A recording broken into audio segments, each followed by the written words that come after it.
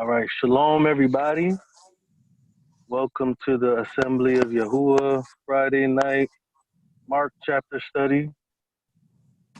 We're on Mark chapter 13 today. And let's see, can everybody mute their phones or computers? All right, so we're going to read in groups of 8. Anybody's definitely, I'm happy for anybody to also read. I'm going to read the first 8 verses of Mark chapter 13, all right? All right.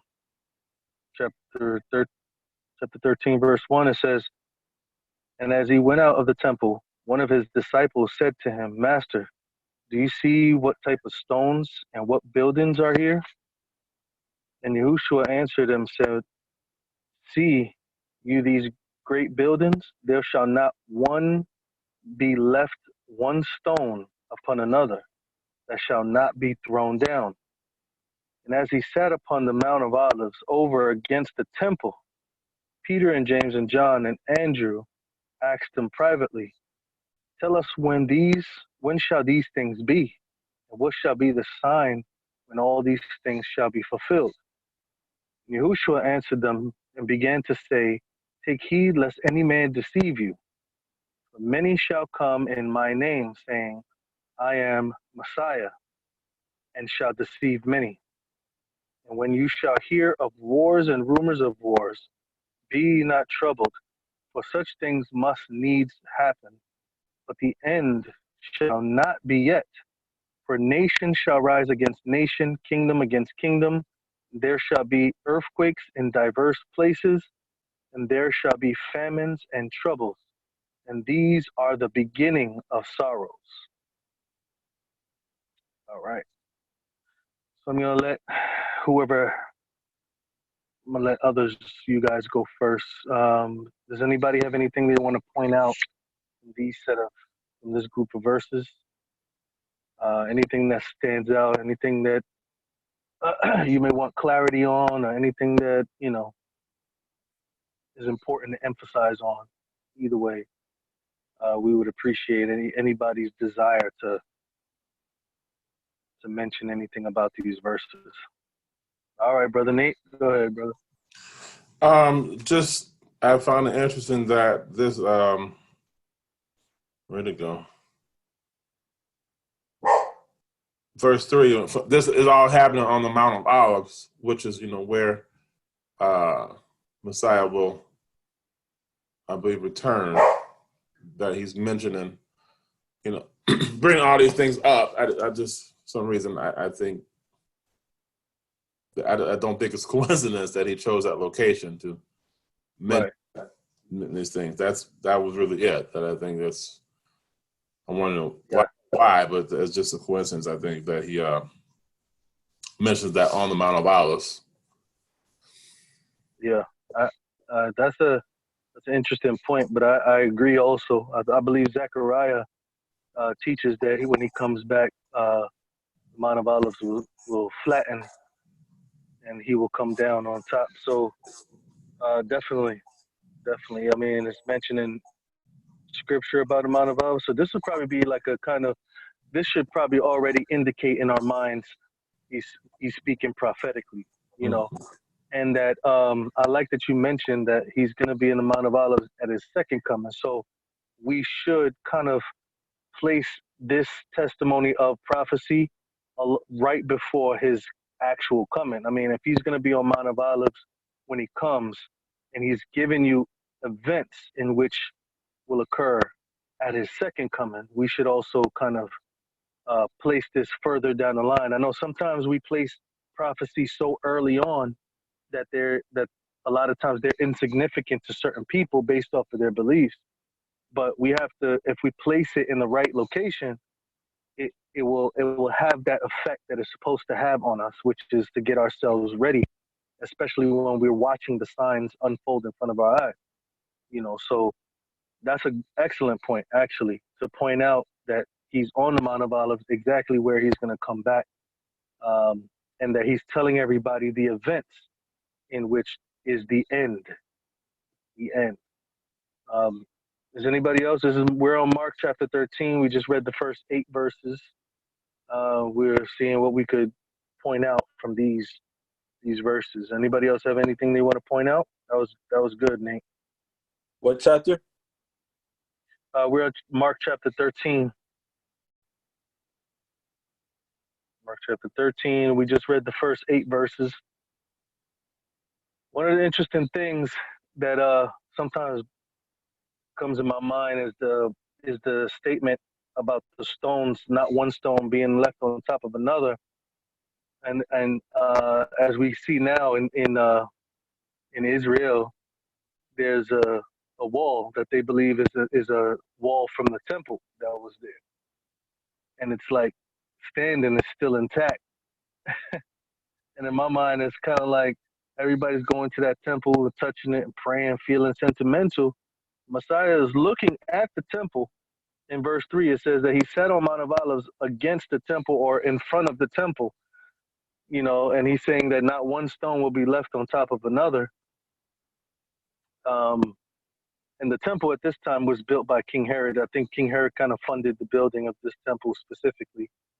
But Messiah says not one stone will be left on top of another, yet everybody goes and prays to this wall that hasn't fallen.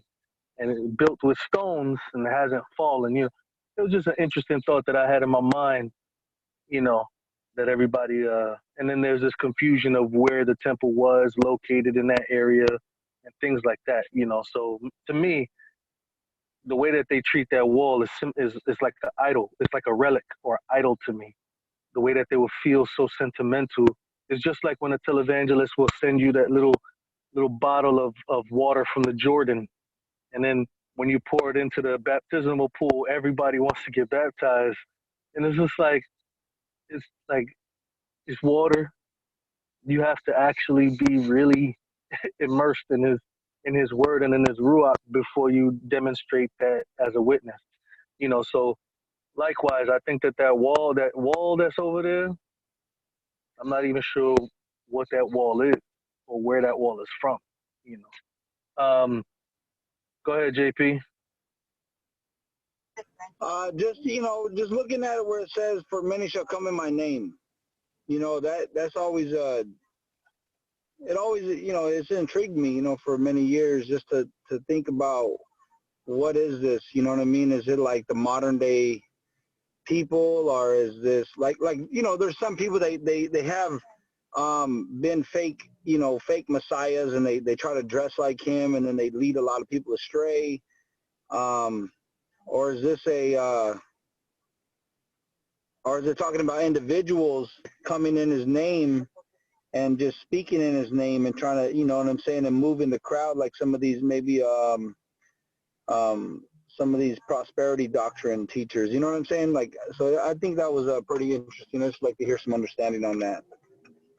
Shabbat shalom. Well, I think one aspect you nailed on the head. Like, I don't single out only televangelists and prosperity. It could be any a Hebrew Israelite, a camp leader. It doesn't matter. When you look at what it says he shall come in my name saying I am. It doesn't say saying I am Yahusha. It doesn't say that. It says saying I am Hamashiach, or I am the anointed one. There's many claiming that they are anointed by Yah, that Yah has anointed them. There's many that come and say that they have this authority because he says in my name, and it says that all the authority has been given unto Yahushua. And there's many individuals that come and say, we have the authority, we're the anointed one. There used to be a whole season of sermons that I heard of people trying to emphasize on don't mess with the pastor by teaching a message called touch not the Lord's anointed. And I'm pretty sure everybody heard a sermon pertaining to the leadership of that church saying, let them do whatever they want to do because they're God's leadership. But what he's saying, I think, incorporates that as well as something extremely deceptive.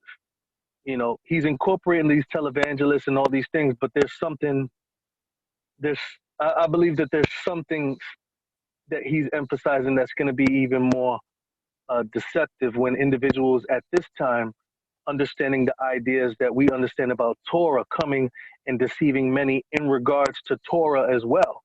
You know, because remember, if judgment starts in the house of Yah, because those who know him the most when they turn from him are the worst enemies, When you look at the worst enemies of Israel, it was always like a lineage from the closest relative. The Moabites and the Ammonites are the children of Abraham's brother's seed. You know, it's like most of the enemies of Yah are the ones that were like the closest. So I believe that this has to do with understanding the anointed and deceiving many as reflecting that anointing on themselves. Anointing being filled with the Ruach and things like that. So that's why I'm very careful in saying who has the Ruach. We have the Ruach. You know, I don't try to say we have the Ruach because I don't know if everybody has made that choice to submit to his Ruach. So I think that there's a real important understanding here when it says, I am Hamashiach, or I am the anointed one, and he shall deceive many. You know, so, but I do connect it to the prosperity and the televangelists because they also use terminology, you know, like we are the anointed ones and the authority, and I command the blessing on you, you know, things like that. But I think that that's a game. I think that there's going to be a crazy deception, a more realer deception that's going to come after the people who actually read and follow Torah. Those are the ones that Hasatan is focusing on. And I think these are the ones, this deception is coming for those people who are focusing on Yah. They're not coming to re-deceive deceived people. You know, Hasatan is not going to send fake Hamashiachs to deceive already deceived people. But I think that this deception is talking about the ones that are closest to him, which is those who are sitting at his feet, studying his word, trying to abide by his Torah and things like that. So that's my perspective. Emeka, go ahead, brother.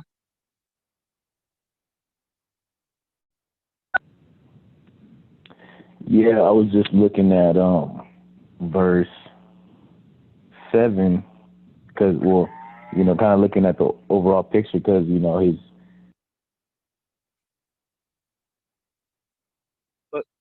Are you there? You muted? Emeka? I think he got kicked out. He was talking about verse 7, the overall picture. We'll ask him when he comes back. Mike, go ahead, brother, and then Nate. Can you hear me? Yep. All right. Yeah, I was gonna mention in verse 8, Nate brought this up to me before, and I verified it, where it says, "For nation shall rise against nation." You know, that word there is ethos, and it's actually talking about race or ethnicity. So it would say, "For race shall rise against race, or people rise against people, and kingdom against kingdom," which that ethos doesn't. It has according to the Strong's anyways, it means multiple things, but you know, it does seem primarily to be people, race, or ethnicity. So with that, and then even matching it, you know, to, you know, just looking at today, that is, you know, one thing that we do see is that extreme agenda that is being pushed in the politics, is being pushed in the media, it's being pushed in, you know, music and movies everywhere. It's being pushed as this, you know, black against white, against brown, against Asian, against everything. Is so pairing that with, you know, the constant rumors of wars and stuff that we're in, It just seems like it fits better in context more. Yeah, I think that it's a combination. I think that it can be race because it's like saying Korea is bombing Iran. They just so happen to be the same ethnicity as well. So each nation were usually developed. I mean, of course, there's different ethnicities in every nation, actually.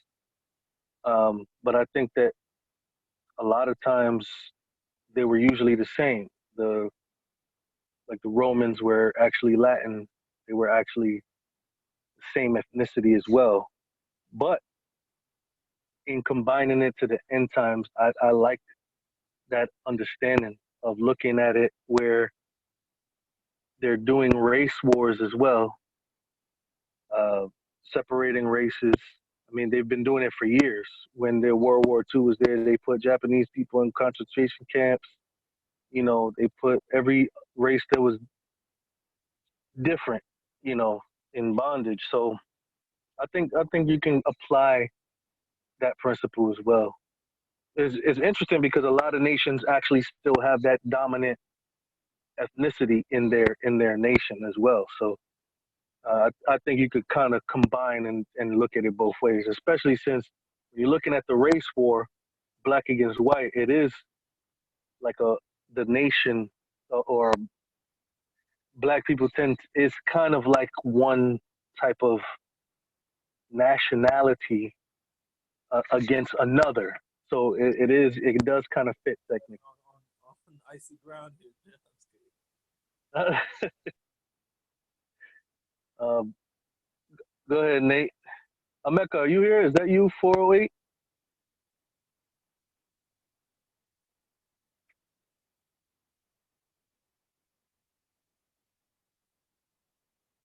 Ameka, is that you? Are you there? Yeah, that's Who's 408? me. That's me. Okay, so you could go after Nate. I know you got cut off, so I want you to finish your point. All right. All right, Just go quick. ahead. I'm sorry. Just quickly, what you were saying about the deceiver coming, the anti-messiah coming for those who.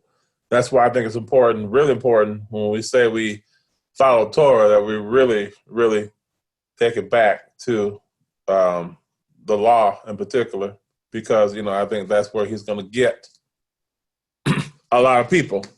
It's not going to be like you're saying, people are already deceived and this, but it's going to be. I think it's really important. People a lot of times like other books and other stuff, and that's not an argument I have, but I think it's really, really important that we really, really know the law, because it's that's where it's going to come at. That's how he's going to get so many people who even say that they're of the way or Hebrew roots or Israelites or whatever you want to call them. And that has been something these past few months that I really have been trying to study and get back to, so that whatever number it is, 613 or whatever, I just want to make sure that I'm familiar with them, because it's we don't know the time when he's coming, when we're not going to have access to something like this, or I'm not going to be able to have an app on my phone. I may have to hide the Bible, and I can't be seen. We may not be able to be seen with one. If you don't know it, it's easy to be deceived and say, "Oh yeah, well you can do that," or you can do that, but I just wanted to reiterate that what you were talking about, because I think not only Torah followers, but we really some people we focus on other stuff other than law, and it's important. That's the basis for it all. Are these books?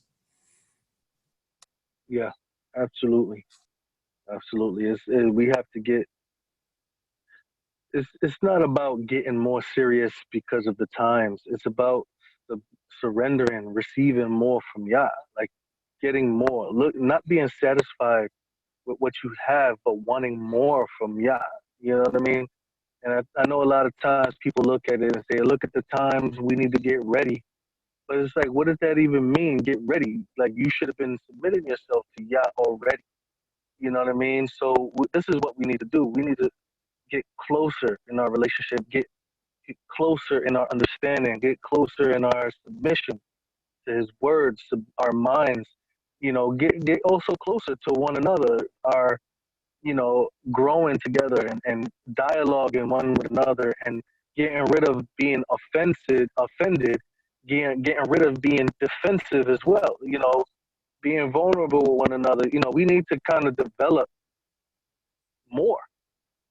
So it's not about, we need to get ready for the end times, like we're going to get ready for an earthquake or get ready for a war or rumor of war. No, we're not getting ready for those things. That's just a sign that the end is nigh. We need to get ready, meaning that we need to submit ourselves to him.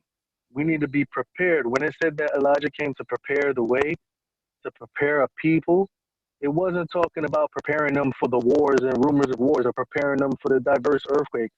It meant that they were prepared to receive HaMashiach. They're prepared to connect, to become one with Yah. That's what they were prepared for. That's what they were getting ready to do. So we're not talking about let's get ready for these last days. Let's get ready to see Yahusha come in the cloud. Let's get ready so that way he can look at us and say, well done, good and faithful servant. That's what we need to get ourselves focused on, Ameka, go ahead, brother. And then Donald.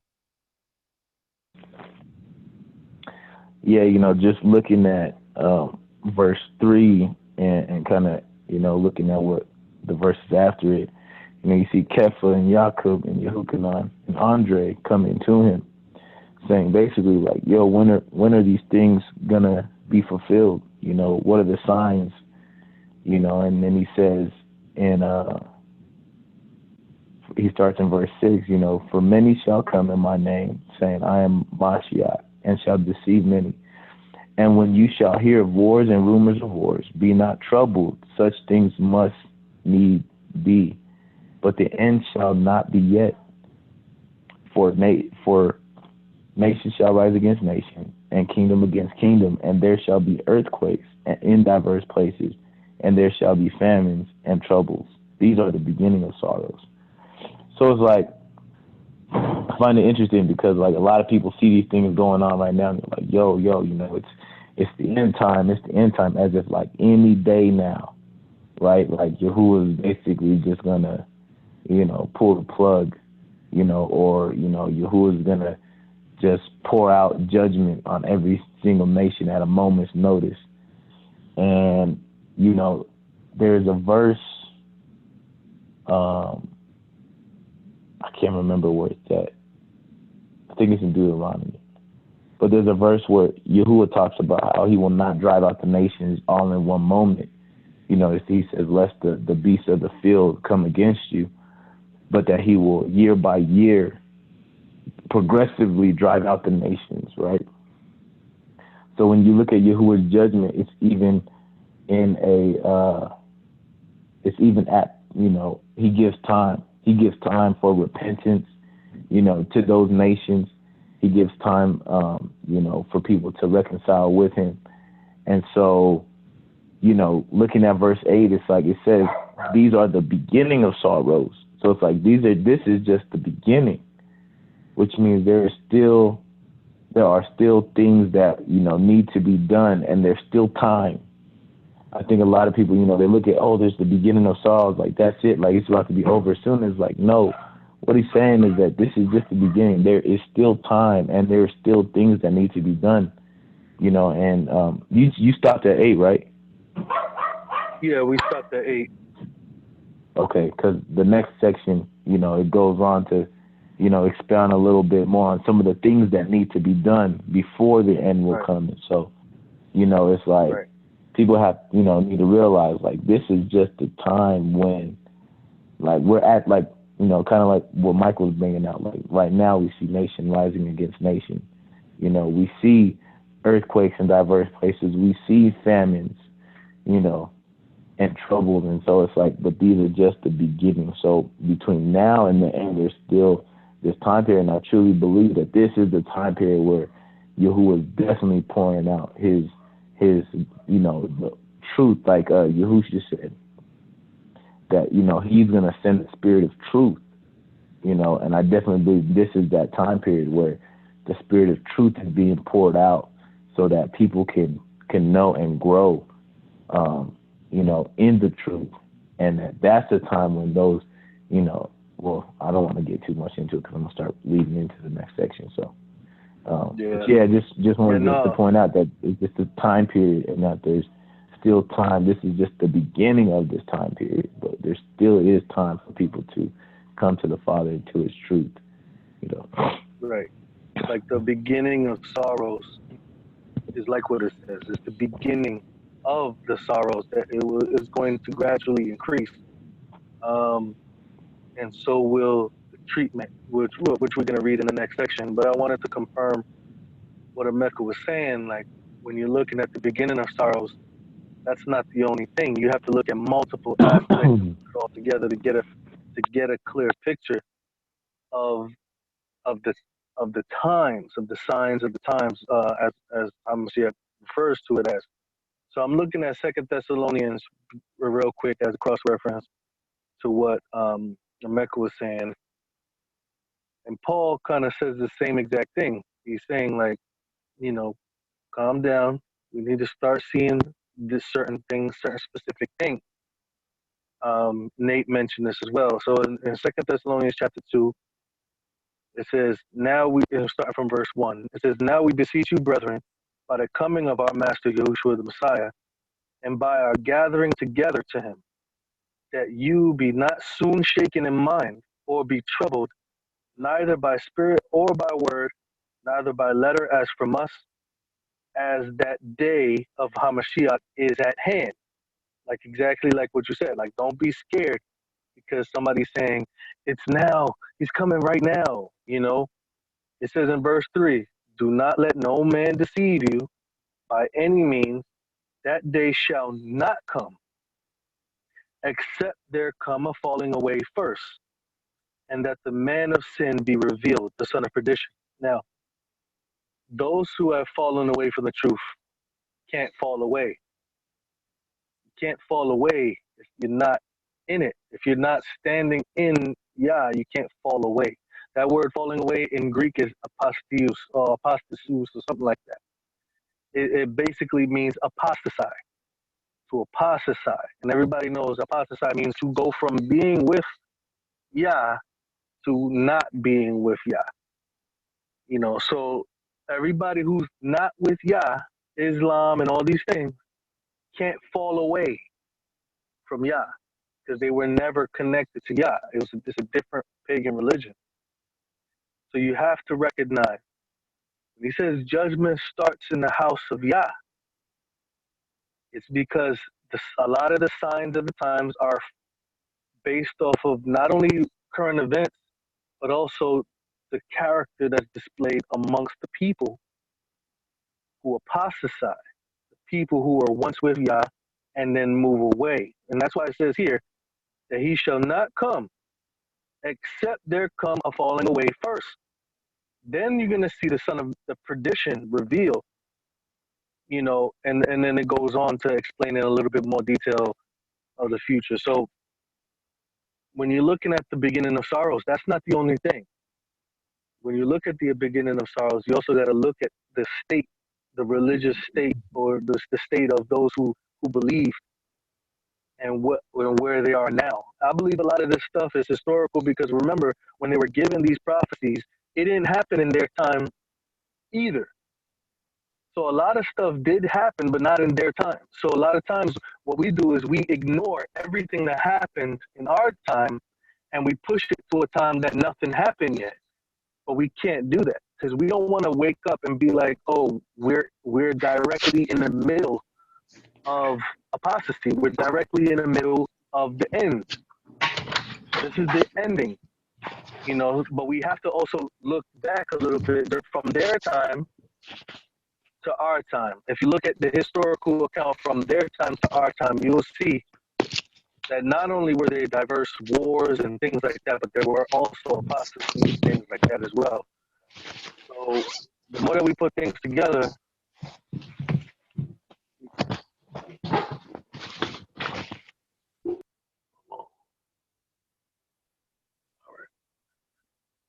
the more that we put things together, the more that we can paint the picture of being in the last days. You know, it's not all about earthquakes and stuff. It has also to do with spiritual falling away as well, which I know I can say confidently that everybody has seen that as well. Exactly what Paul saw in 2 Thessalonians. Go ahead, Brother Donald. Shalom, everyone. Can you hear me? Shabbat Shalom. Okay, I was Yep. calling back on what Nathaniel was saying as far as the returning of Torah. We have to also keep in mind that Hashatan is already out there to deceive his people from even before this generation, to tear us down from Torah, which is his instructions from day one, as particularly, and he wants us to return back and teach us his Torah, that we don't have to worry about the things that's happening to come. He wants us to keep this Torah commandments and walk by them and walk them out, not to be deceived by anyone. He's not going to let you be deceived by anyone, that if you're walking his Torah. That's what he's returning us back to, because we have been deceived so long. He's bringing his chosen ones out to return back to Torah. As we return back, is to walk out the commandments. Each commandment, to walk it out. Don't worry about the time, the sign of the times, and the thing that's going to happen, because if we walk out his Torah and the commandments that he's commanding us to do, we don't have to worry about those things. We're escaping those things. And even before this generation, that how people didn't walk out his Torah. And they fell by the wayside from not being obedient to his Torah and not keeping his commandments. Now, us in this generation, he's given us an opportunity and bringing us back to his true set apart word, which is his Torah. Not the deceivement that people have been deceiving people so many years back, even in those days when they was disobedient to Torah. He's given us a escape-way out of the disobedience and the destruction of the Torah, to lead us into his true Torah of his instructions and keeping the commandments to walk them out. Any other things, we don't have to worry about what's going to happen, because it's already prophesied that things are going to happen in this world. But he's preparing us to walk out his commandments and turn us back to Torah, which is his true set apart word, that we don't have to be deceived. We can see the deceivement coming once we return back to Torah. His Ruach is going to allow us to know when we are being deceived, like the televangelist you were saying and all this and that. You got to be reminded that Hashatan has them. Hashatan don't want us to return back to Torah and be obedient to Torah. He wants us to be disobedient to Torah and follow him, because he know he just have a short time before this world do come to an end, but it's not going anywhere until everything that's prophesied it shall become to pass. But right now, he wants us to return to Torah and walk it out, live accordingly to it, keeping his commandments and walk it out, not to worry about anything else.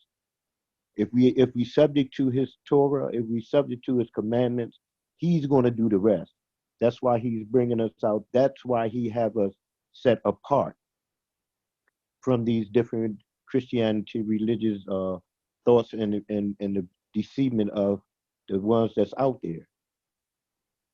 Hashatan is on his job too now, but he's given us the strength to really come into, because if we know it or not, we have just as much as power as Hashatan himself if we don't allow him to overcome us. If we resist things that he throw at us, Yahuwah gave us power to resist it, and it got to flee from us. So all that is in the Torah that we turn back to walk it out and be obedient to his commandments. Hallelujah. Praise Yah. Praise Yah. No, that is the crux. That is the crux of the matter. That's the whole duty of man is to fear Yahuwah and keep his commandments. Keep it, guard it, walk it out, live it, live it, let it come out of you, you know. There is also, I also agree, you shouldn't be worried about these things because it's prophesied. So our first initial reaction shouldn't be worry if you're walking it out in Torah. If you're not walking it out in Torah, yeah, you should be worried. You should be afraid because you know that this is not something that he wants for you. This is something that he wants for Hasatan. You know, so we have to also reflect on what's coming because in verse 5, Mark 13, verse 5, he says, Yahushua answered them and began to say, take heed lest any man deceive you. Right now, a lot of people are using prophecy to get people in some rabbit holes where they don't even think about walking out Torah anymore. They're so focused on, you know, they're so afraid of the news and they're talking about the news so much they don't even study the Torah, study to see how can their relationship with Yah get better. You know what I mean? So we need to make sure that we're not getting caught up where prophecy and historical events and present day events is taking our minds away from the restoration that Yah is doing with his word. I think Mecca, Nate, Donald, everybody's mentioning it is exactly true. Yahuwah is giving his word and restoring his word back. And like what Donald said, Satan is on the other end trying to retaliate, trying to go against that inspiration as well. So we got to be focused. Let's not get caught up in the events, but let's study and know the events. Let's study and know the events so we can like help others not get caught up and help others not get deceived as well. Go ahead, Mike, and then JP. Yeah, I would just like to clarify too. You're pretty low. Hold on. Is that better? Yep, much better. Okay. Yeah, I would just like to clarify a little too. Just bring it to a little more focus. I'm pretty sure I know what everybody means when they say, you know, that we gotta turn back to Torah, which, you know, we do. But just clarifying, at least for me anyways, what that means is it's not necessarily just going back and reading the commandments and then, you know, doing them either. It's going back and looking at them through the eyes that Messiah gave us, you know, because you know, I don't think anybody argues that Messiah expounded, and not expound. It's expounding doesn't mean change. Expounding just means to fulfill, like to give a fuller understanding. He expounded on these things and gave greater meaning to us on the same commandments. So, because, you know, we do know a lot of people, even today, you know, in the past, and today, you know, even Israel in the past, but people even today still, you know, just go to Torah as if that is the guide itself, as if that's all they need is just to go to the Torah and everything's okay. If when we say going back to Torah, we mean going back to Torah with the understanding of Messiah, then okay. But a lot of people, you know, don't mean that. They actually just mean, you know, going and keeping the commandments. Like the whole goal is Yahusha and the Ruach, you know, because like you said, I think Brother Donald was saying about, you know, following the Ruach. That's really what we're following. You know, that's at the end of the day, because like there's no commandment that says you shall not look at your brother with hatred in your heart. You know, it just says you shall not commit murder. It's the Ruach. It's the spiritual. It's that spiritual understanding that leads you to, if you look at a man with hate in your heart, that is committing murder. So it's like we need the Torah, but we also need the Ruach. You know, because I like that 10 virgins. You know, or the 10 virgins thing. You know, it's like you gotta have the Torah, you gotta have the lamp, but you also have to have the oil, which is the Ruach.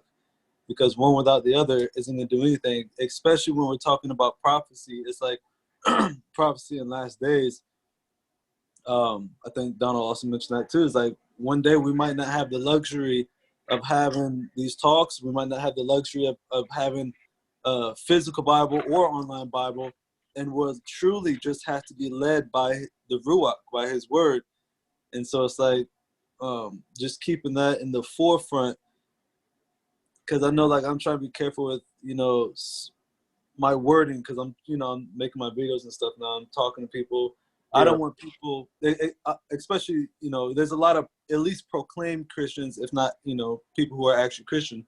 And, we can't, deny that there's certain aspects that they do have correct, like, we're not saved by works. None of us believe that.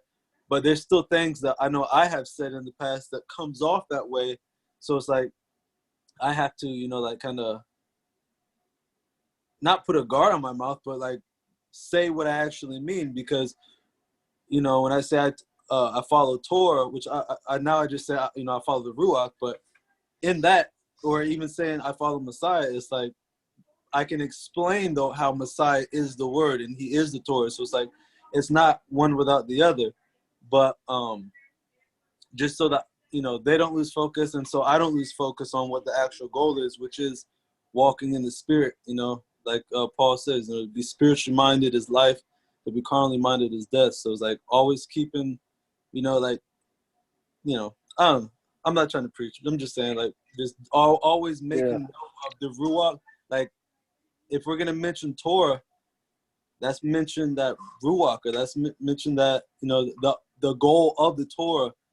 And I'm not saying here, I'm just saying, like, when we're out, like, if we're ministering to somebody or just trying to share truth, like adding that in there. Yeah. No, that's the two don't separate. When you look at the armor of Yah in Ephesians 6, I believe it says that the sword of the Spirit is the word of Elohim. So the sword of the Spirit is, the Ruach and the Word, the Ruach and the Torah. They don't separate. And when they do, you could tell, because there's a lot of misunderstanding, a lot of confusion, and the fruit of the Ruach is not there. You see what I'm saying? So, no, absolutely. We have to make sure that the relationship that we're referring to involves a deeper understanding of Torah. I believe that, but I agree with what you're saying.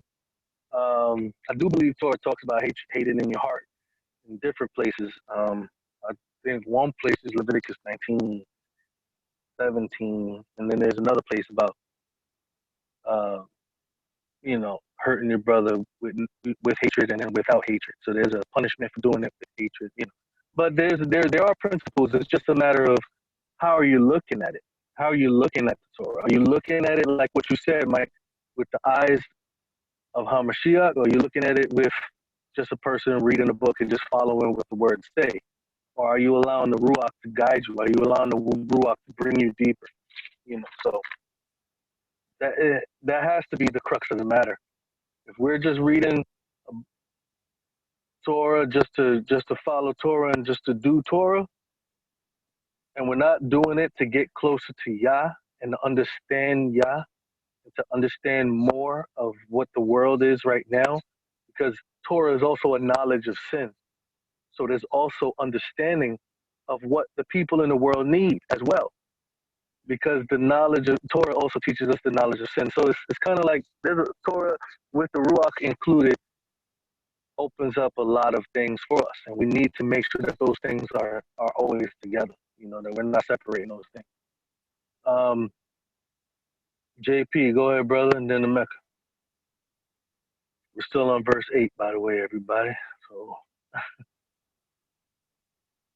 let's at least get to 16. JP? Oh, I was muted the whole time. I was talking right now. Shabbat shalom. All right. Shabbat shalom. I'm back. One of the verses, when I think about the famine of the end times, we can think about food, right? But I like the verse in Amos 8:11, and it's very interesting to me when we talk about famine. He says, "Behold, the days come, saith my sovereign Yahuah, that I will send a famine in the land, not a famine of bread, nor of thirst for water, but of hearing the words of Yahuah."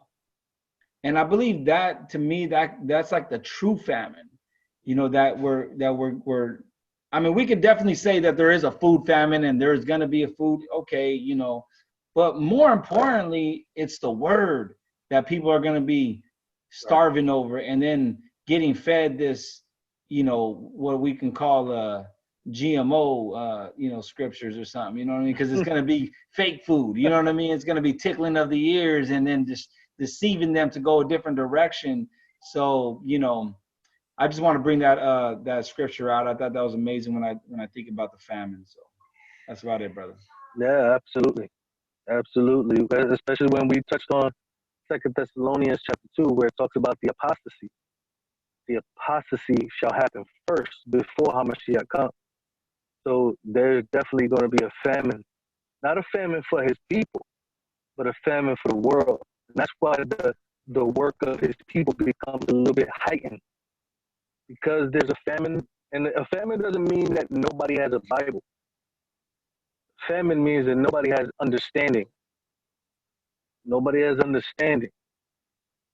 They may have a Bible, but they don't have understanding. It goes back to what Mike said about the 10 virgins. Like the 5 foolish virgins, they had the lamp, which the word is the lamp.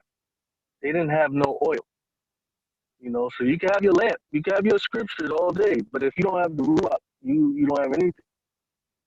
So the famine is they can have their Bibles and their meetings all day long, but if you don't have the understanding that transforms you, then you don't have anything. And that's why the idea of his people in the last days is going to be pivotal, because there's going to be 2 responses, and later on we're going to read about some of the responses that his people are going to have because of that spiritual famine. You know what I mean? But there's also a good response as well. Multitudes the book of Acts will repeat, I believe, in a grander scale, but so the persecution shall also repeat in a grander scale as well. So just like what Donald said, Hasatan he's not lightening up. He knows he has a short time, so he's going to give it all. So we need to make sure that we give it all too. Yeah. But yeah, absolutely, that's a good point. The famine in Amos, that's a really good thing to look into, by the way. Ameka, go ahead, brother. Yeah, just wanted to comment, on what Mike said. I think, and you brought it out. One of the verses was Leviticus 19:17. I was there. The moment he started saying it, I was there. It says, "You shall not hate your brother in your heart. You shall in any wise rebuke your neighbor and not suffer sin upon him." So, I definitely think, Yahusha, he didn't really expound much on the Torah. He was just making it simply known what was said for those who didn't have that understanding. I don't believe that everybody was just walking, in those times, oblivious to what the Torah was pointing out. For instance, you have Exodus chapter 23, verse 4. It says, "If you meet your enemy's ox or his ass going astray, you shall surely bring it back to him again." So going back towards what Yahusha said, you shall love your enemy. You shall. What do you say? You shall. You have heard it say, "You shall love your enemy and hate your neighbor." You love your neighbor and hate your enemy. But I say unto you that you shall love your enemy, right? And so this is an example of that situation. A time when you can show love to your enemy, and just understanding that the Torah, like you said, it teaches. It's how we connect with Yahuwah, or how we reflect His image. How do we reflect the image of Yahuwah? This teaches us exactly what we need to know. Torah, doing Torah, observing Torah, it's more than just, we can look at the fleshly things and say, like, okay, you know, if you're just observing the fleshly things, you know, if you're just, you know, you just got your fringes on and your garments, you know, straightened, or, you know, you got this or that, like, you know, doing the outward things, you know, if you're just going around doing the outward things, then yeah, you know, that is definitely not, you know, it's not even fulfilling the Torah completely, because we still have actions that we have to do. And when we understand, just reading it, when we understand really what Yahuwah is trying to show us in the Torah, then it's like, okay, all right. Well, then when you hear what Yahusha is saying, like, it's like, oh, duh. Like, there's times when I read something that Yahusha said, and I'm like, bro, that's in the Torah. You know, and I'm like, wow, like, but the fact that he had to simplify it for people, you know, had to make it understood, because these are not people who have, you know, maybe the Torah has been, you know, they were going in the Talmud, you know, they were going in oral tradition, and they weren't reading the scriptures. Maybe everybody didn't have access to scriptures like we do today. You know, people couldn't just have the Bible. Well, you actually had to go in to the synagogues, you know, to the temple, and you had to wait in line to read a scripture, because there's only like one scripture, you know, and then, you know, so people didn't have access to what we had now. So things were being passed down orally, and they weren't being passed down correctly. They weren't being passed down through those priests and, you know, Pharisees and scribes correctly, to where everybody could understand and say, oh, okay, this is how we do. Because even, you know, I think there's a scripture that says, like, you know, when you are keeping Torah and you're, you know, you're good in the sight of Yahuwah, like, it's like automatically you're going to be good in the sight of your enemies, because, you know, your enemies will be at peace with you. I forgot what scripture it is, but it talks about your enemies will be at peace with you, you know, and that's because of the way you're living, the way you're carrying yourself. You know, the Torah teaches us how to love one another, and it even teaches us how to love our enemy, you know, how to show love to your enemy. And what does it say? When you do something like that, you burn hot coals on your enemy. You know, you burn hot coals on their head when you feed your enemy bread, and you burn hot coals on their head. Like, you know, so, you know, the Torah teaches love itself. It's just people have to have that mentality, like, let me see what Yahuwah is trying to teach us. Let's see what characteristics are behind his commandments, instead of just thinking, oh, there's a bunch of rules we just got to follow. If you take that aspect of it, it's going to go right over your head. But if you actually look for the characteristics of Yahuwah in there, what is he really trying to show us here? Then you'll be able to see Hamashiach. Hamashiach will be very clear in the Torah. You'll be like, oh, okay, no wonder why. You know, even as it goes to Deuteronomy 4, verse 5, I think it's like through 8, but he talks about, you know, doing the commandments in the sight of the nations, you know, that will see, you know, you do them and say, oh, what great nation is there? Who has Elohim so nigh, as Elohim is in all things that they call upon him for? Yahusha was the embodiment of that. He was the embodiment of Yahuwah being in all things that he called upon him for. And he was the embodiment, I believe, of the next verse, you know, when they look at him and say, oh, what a wise and understanding people. You know, and I think it's in the previous verse as well. So, you know, when you study the commandments with the mindset, what is Yahuwah's character in these, then you're going to see Hamashiach throughout the Torah. Right. No, I agree. Hamashiach brought a lot of the symbolisms to light. But as far as the faith that many had, especially when you look in Hebrews 11, as far as the faith that many had, they had the faith in the reality before Hamashiach came. So when Hamashiach came to magnify the law, and you know, when you magnify something, it's not to bring about something that's not there, but to zero in, to make large what's already there, or to point out what somebody has overlooked or lost. You know, so when he came, there was no righteous there, but it doesn't mean that there was no righteous in the past. John the Baptist was righteous too. He was there. There were many different prophets that were there that were righteous when Hamashiach came as a baby. So it wasn't. It was more of him magnifying it for all those who were lost. And then when those who were lost receive HaMashiach, they now can understand what was in the Torah, which HaMashiach brought out in his teachings. So I agree. Everything HaMashiach taught was in Torah. Because he said it. He said everything that Moses spoke about, he's spoken of me. He spoke of me. And that Moses was going to speak against those who were disobeying. Go ahead, Mike, and then we're gonna try to Yeah, no, I close. just no, I just wanted to clarify because it probably did sound like I was.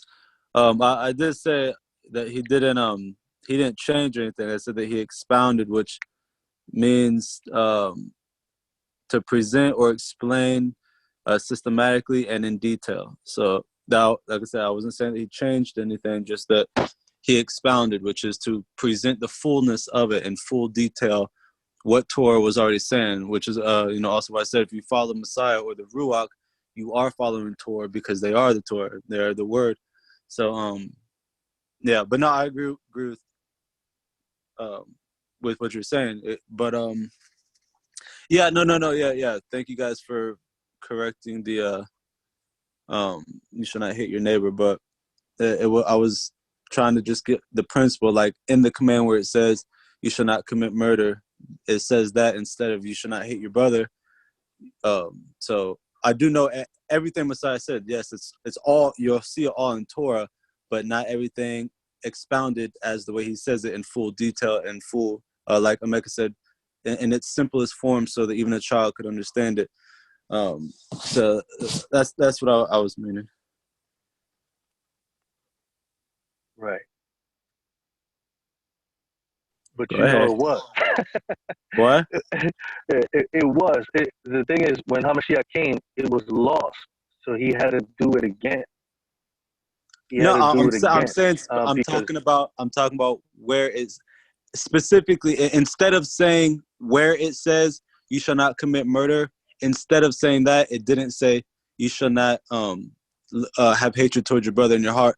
Right there is what I'm saying. Like if it says, so what I'm trying to say is, all it had to say, well, I don't want to say all it had to say, it could have just said you shall not look at your brother with hatred in your heart, but instead it says, which it does elsewhere, as you said, but I'm saying right there it says you shall not commit murder, which is already included in not looking at your brother with hatred in your heart. But he put in the just like, okay, so like you mentioned before on Polo, there's many different, or actually that was me, there's many different commandments sometimes based off the same principle, just to like make it more obvious, or to have a better understanding. For instance, the topic that we were talking about, the seeds, right? So that not mixing seeds, not mixing the working animals, not mixing the garments, all had to do with not mixing, period. And it's just different aspects of the same thing. There might be different little, components, like one was not mixing the ministry, the work. One's not mixing, the word. Some was not mixing the people, but it's all about the not mixing the clean and the unclean. So it could just say you should not mix anything, but instead it goes over different parts because everybody's not going to understand it. To him who has eyes, let him see, type of thing. So what I'm not saying that it doesn't mention that anywhere in Torah. What I'm saying is it says you shall not commit murder. But if it only said you shall not look at your brother, or you should not have hatred in your heart towards your brother, it doesn't need to say you shall not commit murder, because it's already understood. But because people don't understand, he included that, is what I'm saying. So he expounded, again, which just means to put everything into detail. Systematically it says detail, so not changing anything, just saying the point of it. So in other words, the point of not committing murder is not to even have hatred in your heart, is what I get he was saying. right, but you do know that what it says in one place is not to be taken as a complete breakdown, because there's a whole sequence of commands that come together. It's kind of like Hamashiach. He makes a statement, but it's not to be taken alone. It's to be combined with other statements that's being made. So I believe the Torah was written exactly the way that it's supposed to be written. And like what you said earlier, a person with the Ruach, when they're reading it, they will obtain that view that Hamashiach had if they were submissive. I believe Moshe had that view from the Torah. Joshua, Caleb, everyone who were filled with the Ruach, that submitted themselves to the Ruach, was able to receive that understanding. Because other places in Torah it tells you to do certain things, do not do certain things without cause. Don't hate your brother without cause, without reason. Do not murder, not just kill, but murder. And then there's a description of what that means in Deuteronomy. That's what I mean. That's what I mean. By, yeah, sorry. Right. So by the time Hamashiach came, it wasn't that he was kind of bringing out anything new. Yeah, I know. He didn't bring out anything new. Right. Okay. Yeah.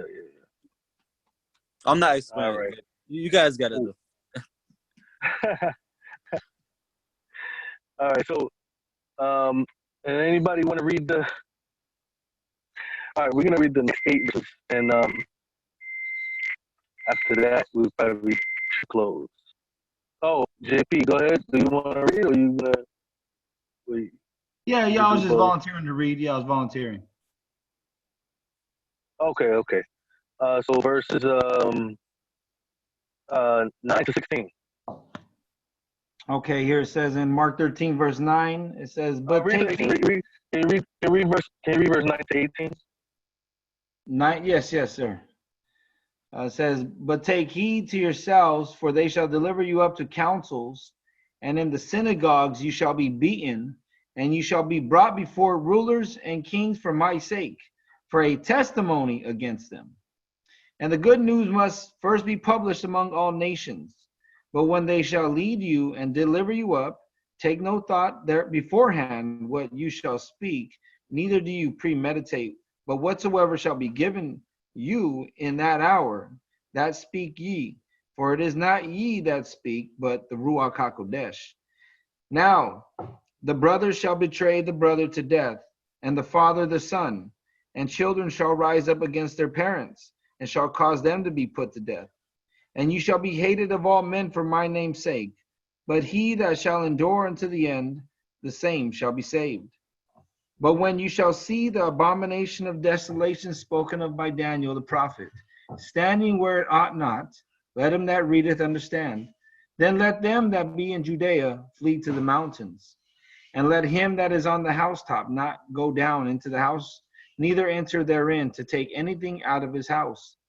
And let him that is in the field not turn back again for to take up his garment. But woe to them that are with child, and to them that give suck in those days. And pray ye that your flight be not in the winter. Hallelujah.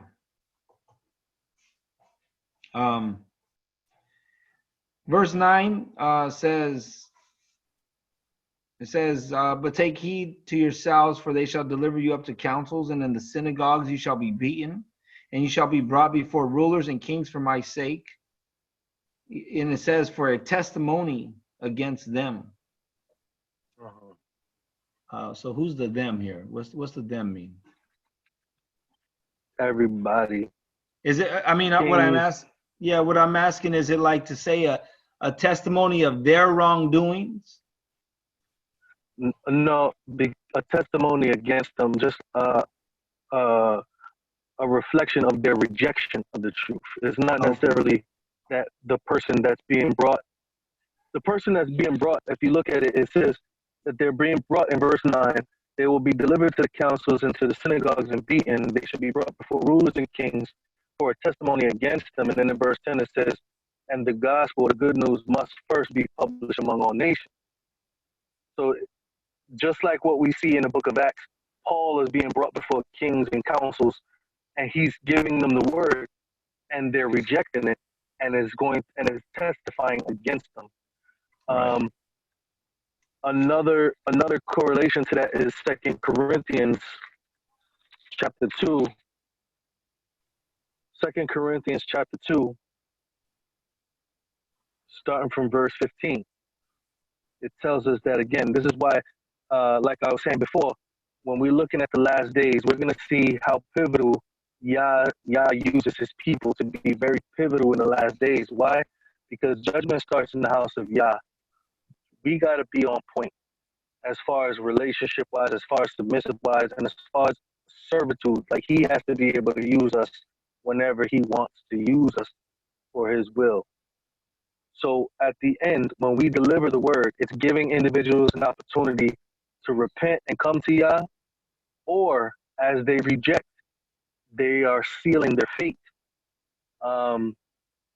This is why I say this is very important for the last days, because right now, like what Mecca said, right now, people could reject, but then we see sometimes people turn around like a couple months later, a couple days later. Even though that time is becoming shorter and shorter, this is the type of time that the mercy that Yah has given us right now.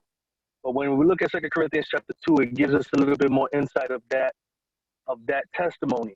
It says here in 2 Corinthians chapter 2, verse 15, it says, "For we are unto Elohim a sweet fragrance of Hamashiach, in them that are saved and in them that perish." It says, "To the one we are a fragrance of death unto death, and to the other we are fragrance of life unto life. And who is sufficient for these things?" So we become a fragrance of life to those who receive the message and receive life from the message. And we are a fragrance of death to those who reject the message, and it becomes a testimony against them in judgment. So that's what it's referring to here. That's why when we try to point out in history, where in history is he talking about? He's talking about the very end, in which the simple delivery of the truth is going to determine their final fate or their judgment before Yah. So this is just pointing us to exactly where we need to look, and why we need to be ready, because ready meaning why we need to be one with Hamashiach, because we need to be the one being used to deliver this. We don't need to be the ones rejecting the truth and having this testimony against. We need to be delivering this testimony. Was there anything else that you pointed out, JP?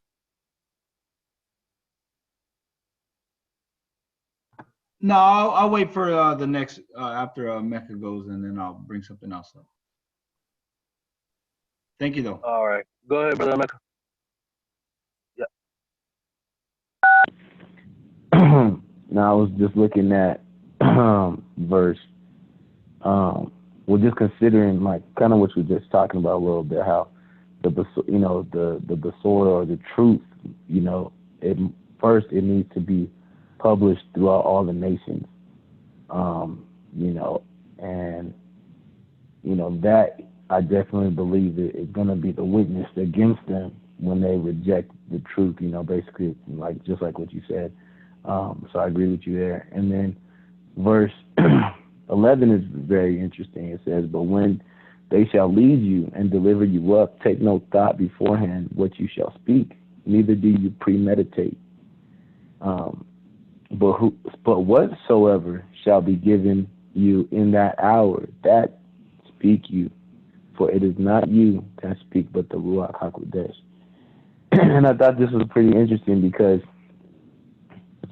it's like when Yah gives you a message, like you ultimately have a choice whether to speak on it or not. Like sometimes, sometimes the Ruach HaKodesh will tell you to speak to a person. Maybe even tell you to speak to that person about the Torah, about the truth, to ask them, what they believe in, or, what are they, how they interpret certain things in the Bible, or just to get a conversation going, and it's like at the end of the day, we have a choice whether we obey the Ruach or we disobey it, and it's not to say that if you don't tell them like you're condemned or anything like that, but at the same time, it's like, we should be speaking those things that the Ruach is stirring up in us, you know. And I found it very interesting here the way he said in verse 11. He said, you know, but whatsoever shall be given you in that hour, that speak you, for it is not you that speak, but the Ruach HaKodesh. So it's like him giving you the commandment to speak what the Ruach is telling you to speak. You know, just shows like you have an option to speak what the Ruach is telling you or to keep your mouth closed, you know. And I thought that was very interesting because, you know, I'm sure a lot of people get that. You know, I've been in that situation where I've been in the store or out somewhere, and I feel like this urge, you know, seeing somebody, and I feel like this urge just to like tell that person, tell that individual, you know, talk to that individual about it, because you can, you know, you can either be that, it could either be that chance for them to open up to the truth and hear it, or it could be that chance where it's presented to them and they reject it. And it's just like, well, you know, now, hey, unfortunately, it's like I witness or I'm testimony against you. But, you know, to take that opportunity to speak when your Ruach is, you know, when the Ruach stirs something in you, to speak to an individual, we should take that chance to speak, because, you know, I mean, Yahusha is pretty much commanding it here, you know, even though it's regarding to this specific time. But I think in general, any time the Ruach HaKodesh is stirring something up in you to speak to somebody, you should do that. Right. There's a principle that we have from the prophet Ezekiel. And I'm pretty sure you know that you know this prophecy, not prophecy, but principle in Ezekiel chapter 33. The principle of speaking and not speaking, being moved by the Ruach to speak. And when you're moved by the Ruach to speak, you gotta speak. We see many instances in which, you know, Moses tried to not speak, and different people tried to not speak, but Yah is telling you, like, when it's time to speak, you have to speak. So in Ezekiel 33, everybody knows this verse about the watchman. It says in verse 6, it says, if the watchman see the sword, not that part, verse 7, it says, so thou, O son of man, I have set you as a watchman unto the house of Israel. Therefore, you shall hear the word at my mouth. You shall hear the word at my mouth and warn them. Warn them from me. It's just emphasizing on where the word is coming from. It says, when I say unto the wicked, O wicked man, you shall surely die. If you do not speak to warn the wicked from his way, that wicked man shall die in his iniquity, but his blood will I require at your hand. When you're looking at this in a physical, not physical, but literal sense, you see he's talking about when the enemies are from other nations are coming, or the enemy, you know, is coming, and you don't sound the trumpet when you read further up in the chapter. But when we're looking at spiritually, it's still physical. When we look at us spiritually, we have an enemy, Hasatan. And when Hasatan is moving, we also have to warn one another as well about the enemy. Sometimes we be talking, we don't see the enemy moving. Sometimes we'll be doing certain things and we're not really focused on the enemy. So a lot of times we have to be able to be moved and speak and warn one another by the Ruach, saying the enemy is coming, or to tell somebody to turn from their way. You know, so it's very important that and it goes right back to what we were talking about in the very beginning. Being prepared and being ready means to be in tune with HaMashiach. Is to be close to Yah, to be in His Word, to have His Word in you. This is what it means to get ready for the last days. You know, walking in it, living in it, speaking it, thinking it. You know, this is what it means to be ready. So when this time comes, it says, don't even think about what to say, because the Ruach HaKodesh will give you what to say. And a lot of times he and I don't want to use the word practice, but it is like in our lives, he does that for us with one another. Like he puts us in situations in which we have to warn one another, correct one another, strengthen one another, lift up one another, forgive one another, things like that. So this is just telling us what type of individuals are going to be ready in the last days. An individual who don't even have to think about what to say, because Hamashiach is going to give him the word, or the Ruach is going to give him the words to say. That's the type of person that's going to be ready in the last days. The question is, are we in that? Do we have that relationship now? Because if we don't have that relationship now, we're going to run our mouths. We're going to end up in a place where Yah does not want us to be. If he can't use us now, how are we going to be this individual here? How are we going to be this person that can not only speak the truth, but get beaten for it? Like what it says in what verse?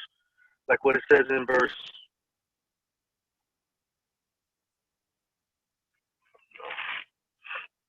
Like what it says in verse 9, where it says, "Take heed to yourselves, for they shall deliver you to the councils and the synagogues. You shall be beaten, and you shall be brought before rulers." And then it says in verse 11, it says, "When they shall lead you and deliver you up, don't think about what you're going to say." The same person getting beaten is the same person being moved in every way by the Ruach HaKodesh.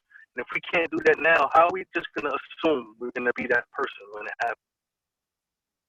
We have to get ourselves connected to Yah. Get rid of these worldly sins. Get rid of these worldly entertainments. Get rid of the world, period. The world shouldn't be in our house.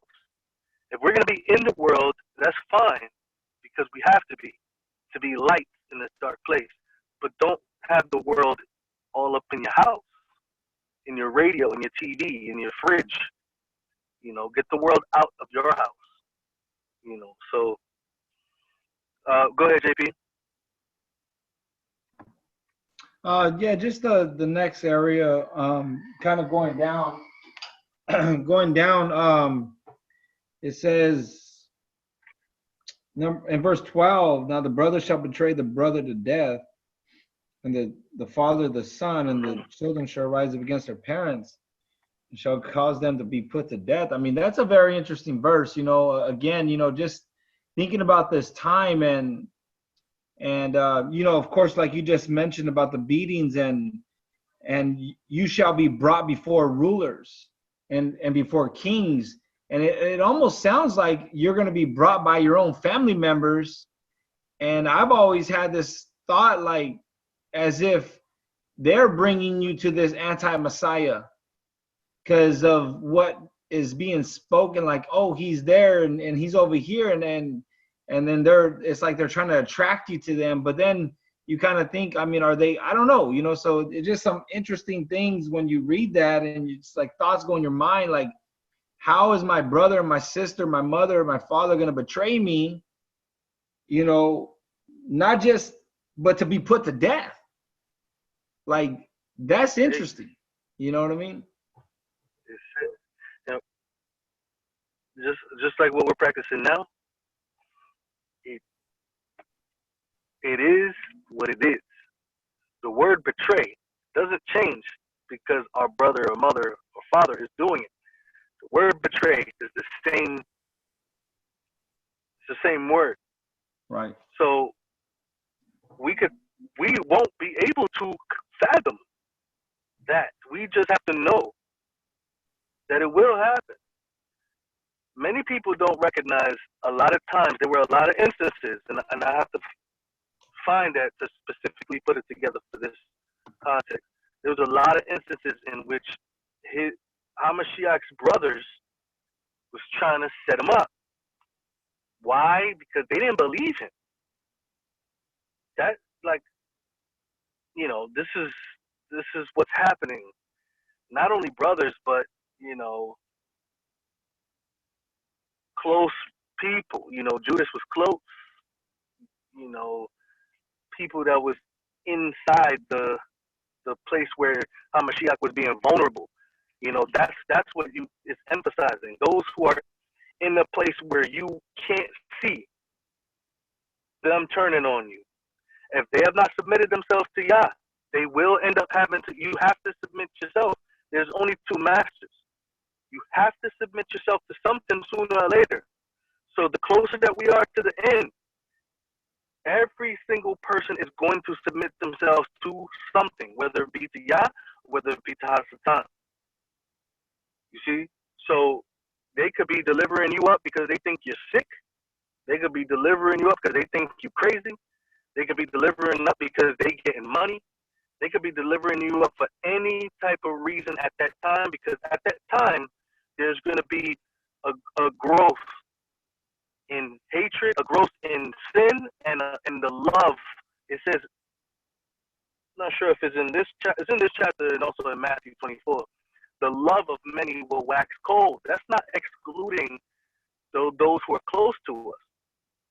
The only love that will exist will be the love of the Father, which He will put in us. If somebody is not, if that's not their master, they won't have the love of the Father in them. You know, so this is why, this is the result. This also shows us where in history He's pointing to.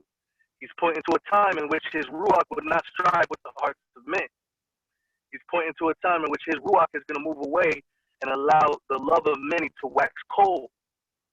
You know, so we have to, this is why, again, just got to reiterate, we got to be ready for that type of betrayal. Because many of us, we're not ready. Look at the type of individuals they mentioned. Brother, father, son, children, parents. Is emphasizing we need to be as drastic and as serious as we can be, because this is how serious that is. Your children, you know, so we need to be focused and not live in this world where somebody has like this type of this glowing heart that cannot be affected by evil, even though they're not even following Yah. If they're not following Yah, the moment Yah moves back his Ruach, they're susceptible to anything. And that's just the reality. You know, it's an unfortunate reality, but that should just make it even more imperative for us to give them the truth. Because if they don't have the love of the truth, they're not going to have the love of their brothers.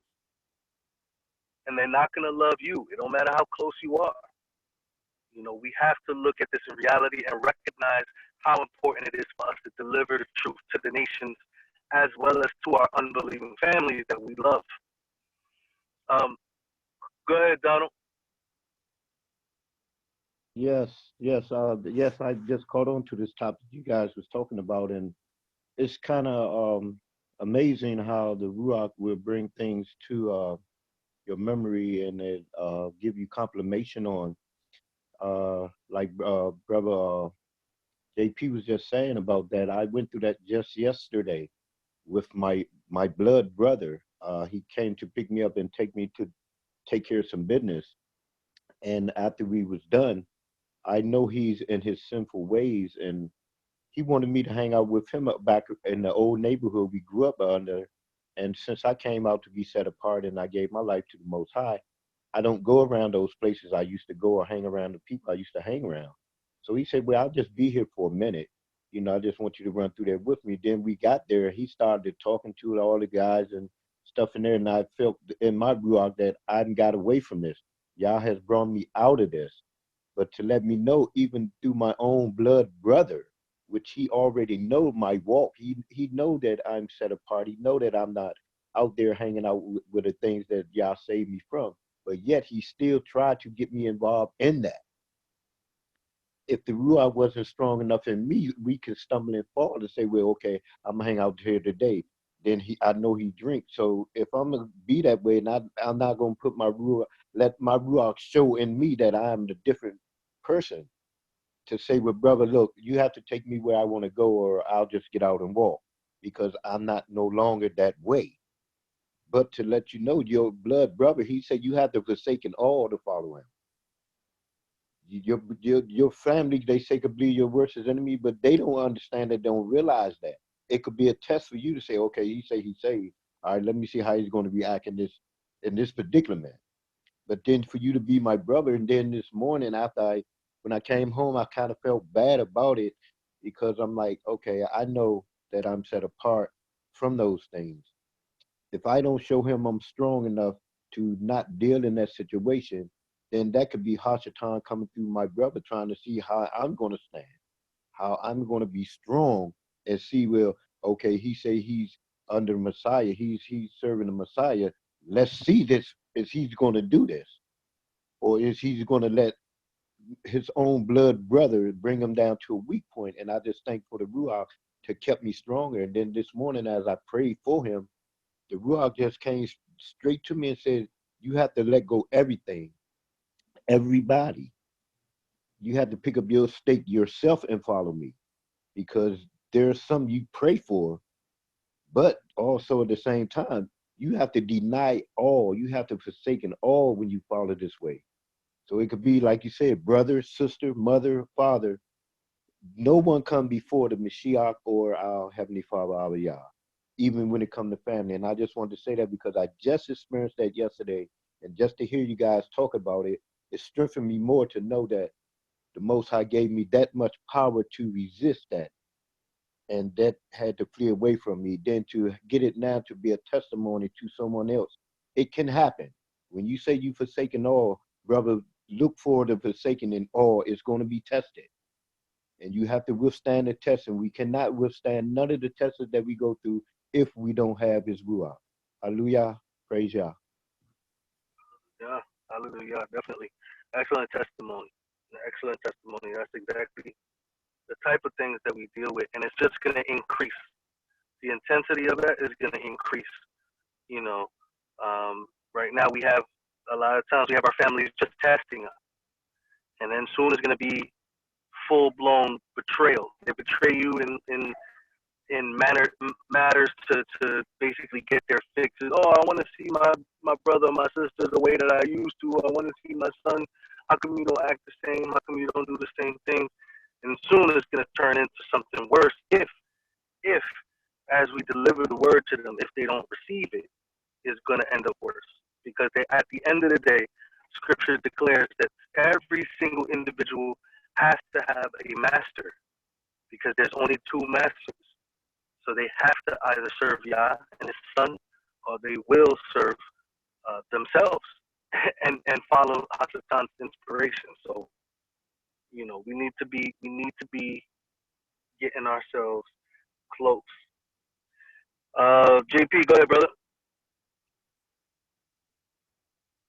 Yes, we've spoken about this, of course, many times. But you know, I just like to point out again, because I love hearing the the understanding. Verse 13, you shall be hated of all men for my name's sake. And I know that it definitely comes up pertaining to pronunciation and that sort of thing. And here we're seeing that you're hated for his name's sake. And so, you know, as I continue to think about it and I continue to ponder on it, I just think, like, you know, you're hated for his name's sake, like him, you know. And again, is this really truly we can really understand that can it be or can it be and not about pronunciation? You know what I mean? A certain name, or what is this? And so just like to hear the explanation. Like, you know, it's amazing.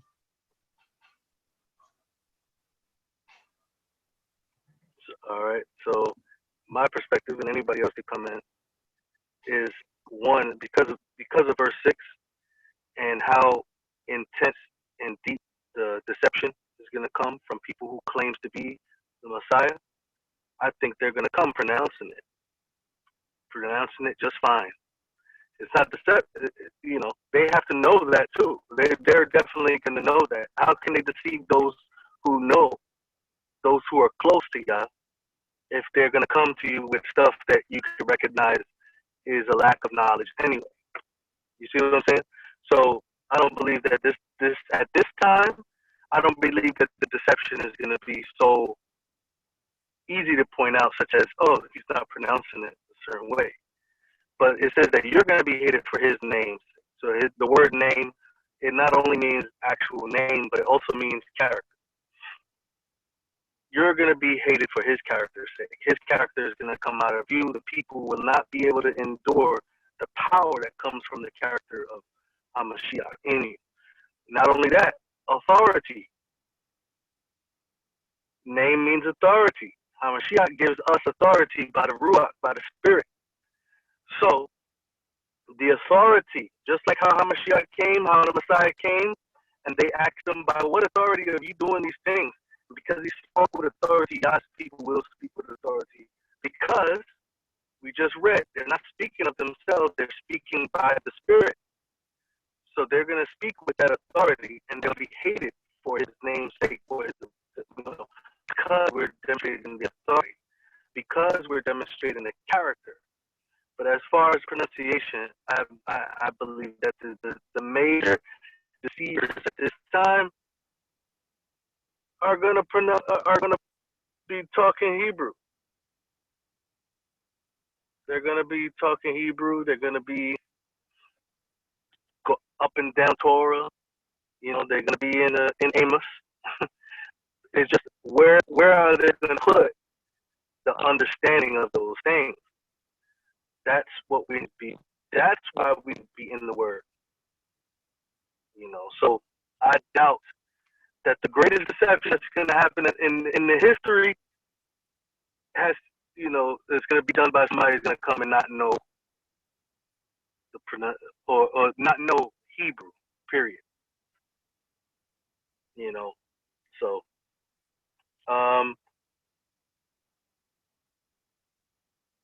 but it says, but he that shall endure to the end, the same shall be saved. I think that's talking about this particular situation. If they're going to deliver you to council, they're going to deliver you to king. They're going to beat you. They're going to put you in prison. You know what I mean? These are things that you need to be rescued and delivered from physically. So an individual who is going through these things will be delivered if they endure to the end. You understand? This is extreme. This is real fun. If you focus on this context, that statement does not apply anywhere else except for the last days when the individual is going through persecution. When the individual is going through physical persecution, if he endures to the end, he will receive physical salvation or physical deliverance. So we have to keep that in context. I know a lot of times we put this on spiritual salvation. We say, oh, no, we're not really saved because we're not saved until the end. If you look at this, it's talking about being delivered to these people. We're going to be in the hands of these people, and we're going to need to be delivered. And that's what it says here. If we endure through these things, we will be delivered in the end. So that's what it's talking about. We don't apply this to your spiritual salvation. You apply it to that physical oppression that's going to happen by these individuals in the future, or in the near future, I should say. You know, so, you know, but that's a promise. The deliverance, it's a promise if we endure to the end. You know, just like Jacob's deliverance from Esau, that was a physical fear that he had, and he held on. You know, he held on until the end. You know, I think Daniel chapter 12 calls it Jacob's time of trouble, and it correlates Jacob's time of trouble with the last days. It's interesting because he mentions the book of Daniel here as well in the very next verse, in verse 14, which I want to talk about next week because that's probably going to take up the whole. That's probably going to take up the whole study. So we're not going to talk about Daniel right now because it's, you know, we already had a good. Oh, you're about to bring it up, JP? Put your hand down, man. But yeah, Daniel. If you guys want to go back and review Daniel chapter 9, to get a clear perspective. Remember, even though these are spiritual things, this is talking about physical things because he tells them to physically leave and go to the physical mountains. There's not a spiritual Judea that he tells you to leave a spiritual Judea to go to a spiritual mountain. No, he's telling you to go physically somewhere else. You know, so this is going to be kind of like a governmental situation in which we have to physically flee. And one of the important things of this verse as well, I mean, there's 1,000 important things, is the emphasis on verse 16 to 17, well, 16 to 18, where he says, "Let him that is in the field not turn back again to take up his garment, to be focused on the things that you had." It says, "But woe to them that are with child, and unto them that give suck in those days, and pray that your flight be not in the winter. For in those, pray that your flight be not in the winter." So there's an emphasis. It's not saying that you're going to be destroyed, but when it says woe, it's just saying it's going to be hard on you. Those of us with little children during the time of persecution, it's going to be hard. Those of us with babies during the time of persecution, is going to be hard.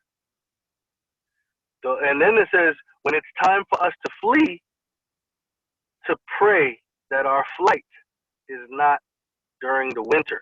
In Matthew 24, it actually says on the Shabbat or in the winter. You know, so we need to. That's just another correlation of Yahuah and fleeing. You know, giving us an opportunity to flee, but not on Shabbat. You know, many people believe that when they left Egypt it was Shabbat, but he says make sure your flight is not on the Shabbat. So he doesn't cause us to go running crazy on Shabbat, you know. But we need to be kind of reflecting. We need to be reflecting on a lot of things that we need to be getting ourselves ready for, as far as our relationship with Yah, as far as our understanding of Scripture, as far as our communion with Him and with one another. It's not just love Yah; it's also love Yah and love your neighbor. So, you know, we need to be working together. We need to be moving together. Yah has a people He's coming back for. Yah has a people that He's going to use. You know, no one should be trying to, you know, be like the superhero all by themselves. And no, that's not how Yah set us up. Even when Hamashiach was sending people out to preach, He sent them out 2 by 2. So how will we even try to think about doing this by ourselves, or try to think that we're the only ones with some type of spiritual enlightenment that everybody? No, we need to recognize that everybody is moved by Yah if they submit to Yah. So the more that we come together and study and pray and ask for the Ruach to guide us into His word, is the more that we can inspire one another by the Ruach. This is what we need to do. In order for Him to set up a kingdom on this earth, we have to become a kingdom. In order for him to receive a people, he has to have a people, right? He's not going, oh, go down there and get him, and then come back over here, go over there and get him. Like, no, we're going to be together. When He comes, those who are living will be gathered. Those who are dead will be gathered. Like, everybody's going to be brought together. Those who are living will be together. Not saying every single person, but you know what I mean. So, yeah. So when we come back next week, we're going to focus specifically on verse 14, and it would be nice if everybody looks at Daniel chapter 9, and let's try to look at what Hamashiach said. Hamashiach said, as spoken of by Daniel. So let's go back to Daniel, and let's see what Daniel says, so we can get clarity as to what Hamashiach is pointing to.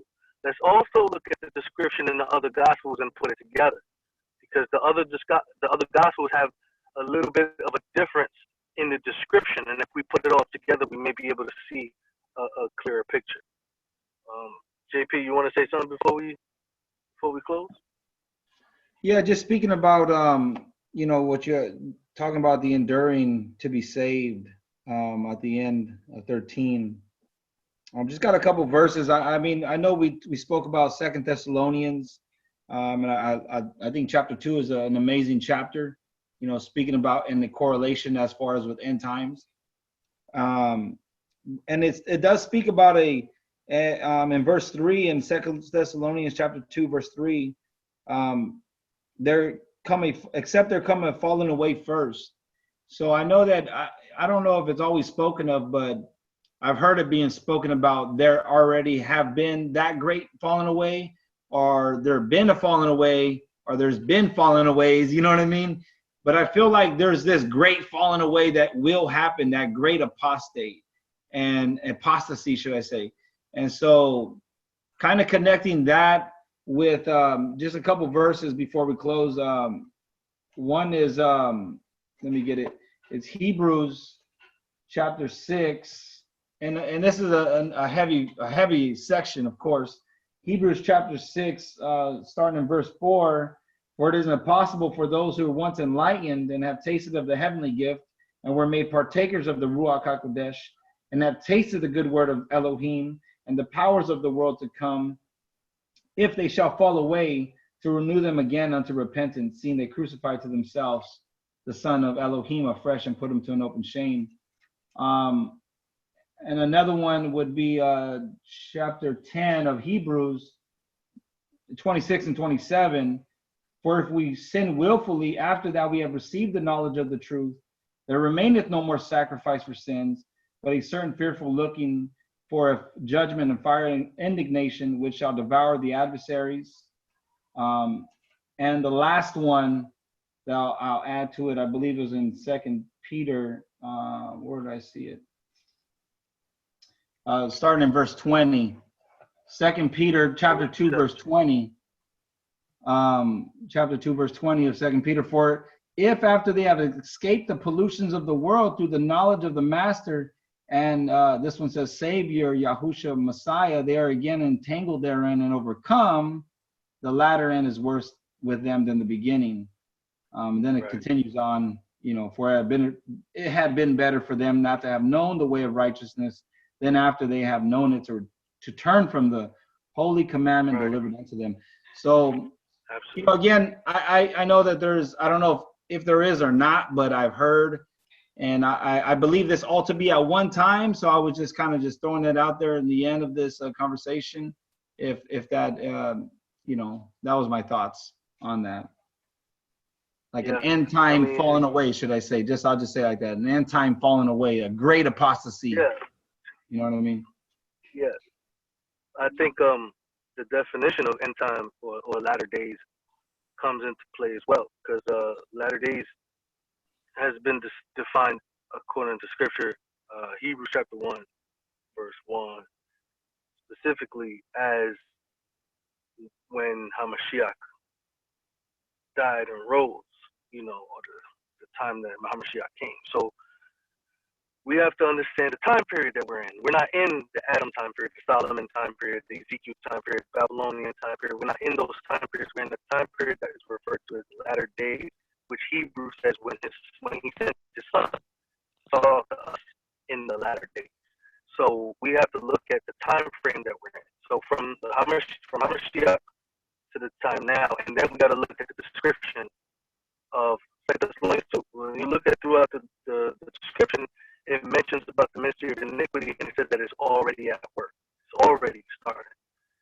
So if we're thinking that nothing happened all the way until after today, that nothing is happening until after today, when Paul said it's already starting,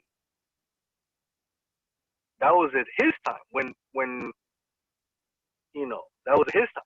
So we have to consider, where are we? Are we past the deception? Because I believe that we all came out of deception. So obviously there was already a falling away if we came out of fallen places. You see what I'm saying? So it's a matter of just putting all of that information together. If we all came out of fallen places and we're calling people out of a fallen place, where did the falling away take place? Because it doesn't say that when the falling away comes, then right away that's going to come. No, it says when the falling away comes, then there's Revelation talks about disasters, trumpets that's supposed to cause them to repent. And then he says, do not bring the real disaster until I seal my people in their foreheads. So there's multiple aspects that need to be completed. But as far as the falling away, that happens at a certain time, which Paul says in Thessalonians chapter 2, that is already started. Falling away is already starting. So we have to incorporate that. it's intense. It's interesting to see detail, like every single word put in the picture. Put it in the picture. You know what I mean? And I'm excited to hear what you guys see, because we may all not have the same, clear view, but we all have a perspective that I believe that the Ruach uses each of our perspectives to get another person to see something that they didn't see. So when we look at Daniel, I say, please go back and look at Daniel. When we come back, we're going to try to see what Hamashiach is saying Daniel is telling us, because that's where he got it from. So we can't try to make anything up outside of Daniel, because he's saying spoken of by Daniel. So let's go to Daniel, see what Daniel says, and then come back. So, but excellent input. JP trying to get us here forever with these deep questions. All right. But this is Mark chapter 13. We stopped at verse 18. Next week we're gonna come back with dissecting verse 14 about the abomination of desolation. So it may be a kind of like a topical day. So we have till next Friday to kind of focus on abomination of desolation. Because I don't want to just rush through it, like we're just reading. I want us to make sure that we understand, and I also want to make sure I understand as well. So let's all do our due diligence. But shalom, everybody. Thank you for joining the study. I hope to see you guys next week. Daniel chapter 9. Remember, shalom.